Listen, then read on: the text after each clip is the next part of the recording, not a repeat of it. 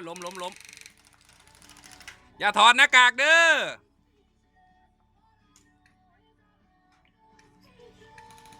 ปืนสั้นก็ฮอตอยู่แต่ว่ามัน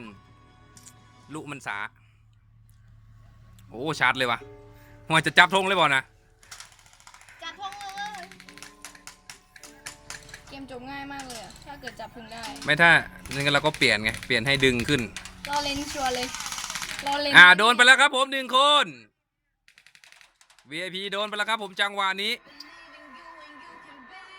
ปืนปักเกอร์วะนะปืนเจ้าวะอันเดียอยู่กึ่งกลางนะ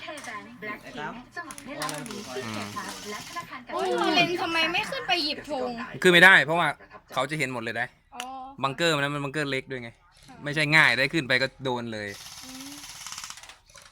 มันต้องมี2แล้วครับผมสีเหลืองนี่สรุปว่าสีเหลืองเป็นฝ่ายบุกหรือฝ่ายรับครับผมสีแดงไม่บุกเลยสีแดงฝ่ายบุกนี่เขาถือคติคอยเด็ดฝ่ายรับต้องบุกป่ะโอ้มีวิ่งซิกแซกครับผมวิ่งซิกแซกมีเฟซครูอยู่นะคะใช่ไหมใช่หนูกับครูคุยกันที่เราประสานงานกันเอาเหรอใช่เอาเฟซหนูเลยนั้นโดนไป1ครับผมอย่าถอดหน้ากากโอ้โดนไป2เลยครับผมสีแดงจังหวะนี้ว่ายังไงเพิ่งผ่านไปนาทีครึ่งครับผมโอเวอร์เฮดด้วยเนี่ยรักษาธงไว้อย่าให้เขาแตะธงได้นะครับสีแดงอย่าให้เขาแตะธงได้สีแดงสีเหลืองดันได้นะครับตอนนี้คนเยอะกว่านะครับขึ้นเซฟปืนสั้นด้วยนะครับน้องไปยิงอันนี้ก็ได้เนี่ยไปยิงกระป๋องก็ได้ยิงรู้สึกว่ายิงไม่ค่อยแม่นแล้วก็เก็บแม็กอันนึงไว้นะเกมหน้านะครับ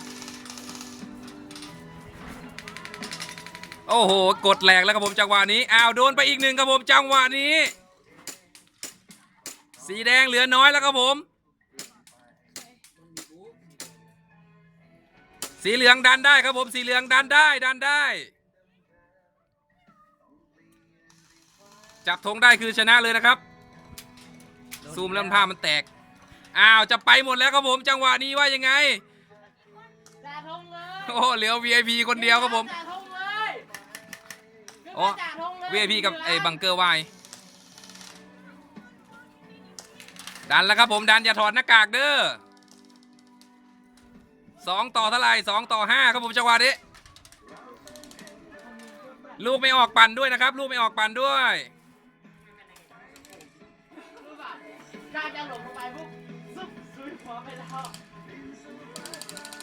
ไม่ต้องเปลี่ยนที่ละตายเลย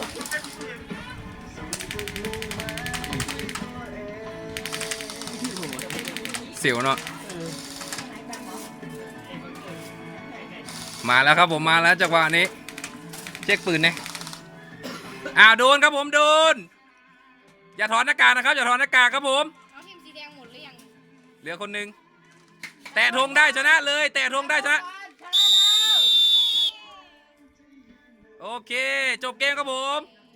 3 นาที 30 วินะฮะสีเหลืองเป็นฝ่ายชนะครับผมแตะธงได้นะฮะเตะเดียวครับแตะกับพ่อ